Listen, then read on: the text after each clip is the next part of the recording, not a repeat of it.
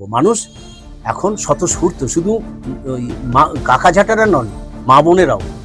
মা বোনেরা এই যে যাচ্ছি তো হেঁটেছে, যখন খুঁজছেন ভিড়ের মধ্যে খুঁজছেন আমি কোথায়, যেই এসে হেসে নমস্কার করছি, মুখে এক গাল হাসি। তার মানে কি, উনি আমাকে অ্যাকসেপ্ট করেছেন।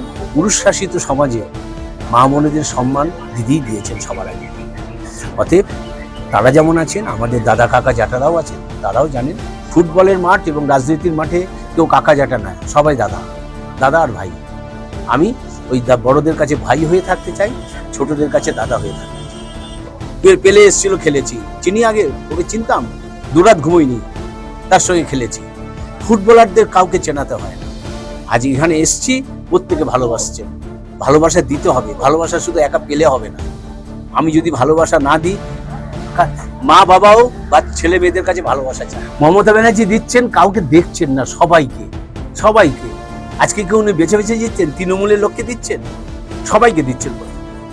আজকে যদি আমি বিজেপির ঘরে গিয়ে জিজ্ঞেস করি পরিষেবা পাচ্ছেন, উনি বলবেন হ্যাঁ। সিপিএম এর ঘরে গিয়ে যদি বলি পরিষেবা পাচ্ছেন, সে বলবে হ্যাঁ।